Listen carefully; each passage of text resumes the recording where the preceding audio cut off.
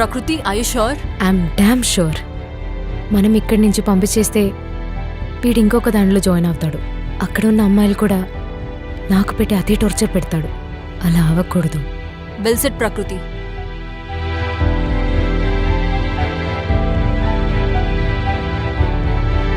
Get out from here.